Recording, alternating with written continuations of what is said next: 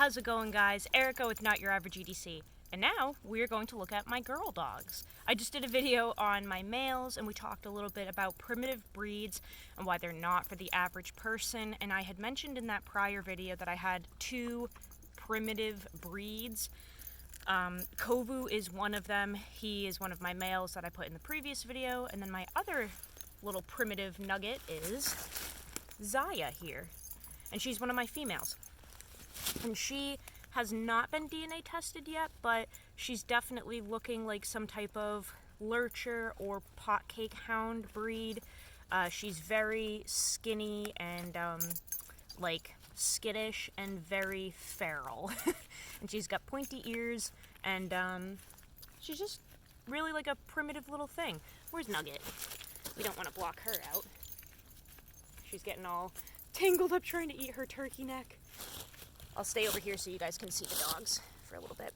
So, yeah, I was kind of talking about in that prior video how primitive breeds seem to be almost trendy right now because there are people on YouTube with experience that have these primitive breeds, and then obviously people jump on the train and want one too.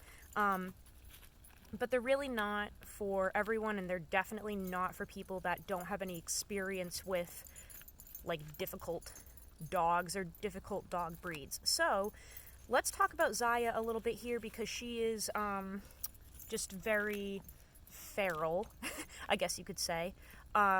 She looks to be, you know, I would really figure some type of potcake dog, or maybe she has like a little bit of whippet but then some more primitive stuff in her. She's just very pointy and she acts really, well, wild. So Zaya, she is super skittish and she doesn't have the correct type of confidence with other dogs.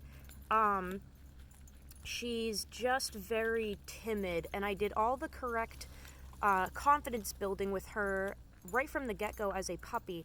But because she is just such a street dog, that's probably the best term here, because she's such a street dog, she is always planning an escape route and planning to kill something.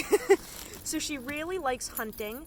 She's one of my best hunters. She can kill chipmunks, squirrels, wild hare, birds. Before you can even think twice, she will kill her next meal. She has a very high prey drive. She's killed many animals, no domestic animals, like she's never killed a cat or a chicken or anything. I would never let her do that, or another dog. But just very, very prey driven and very street smart. So she's a little different from Kovu in the sense where she doesn't have the confidence that Kovu has, and she would rather kind of fly under the radar, and she's always planning her next demise, and you just won't know it. But she has a hard time getting along with other dogs. She's pretty snappy with them. She loves her pack, but anything outside of that, not really into it. You always got to hold on to that leash because she has a crazy prey drive, and if she gets spooked by fireworks or a gunshot or something, probably not a good time. I've never had her run off from one of those, but I wouldn't put it past her. So again, it's just like when you have these kind of primitive breeds or street dogs or potcake hounds, they really can be tough as domestic animals in a domestic household if they're not handled correctly, because they can kill the next door neighbor's cat or run away. And that's not to say that domestic dogs won't do that stuff too. It's just way more prominent when you have a really wild dog. And she's not even as wild as Kovu, but definitely very skittish. And one thing I really want to mention here is that domestic dog breeds are used to seeing other dogs that have like floppy ears and a long tail that is carried a little bit lower. And I have noticed that with my more primitive breeds, Zaya and Kovu, because their ears are erect, and especially Kovu carries his tail up over his body, non-confident dogs really like to start, like, either fights or scuffles with my other dogs. So it's interesting how when you take a dog, even though they're well behaved, like Kovu, oh my gosh, he's so incredible with other dogs. But other dogs will see him as a threat and try to start stuff with him because his ears are erect and his tail is erect and he looks a little more like wolfy kind of. And same with her. Her ears point up too.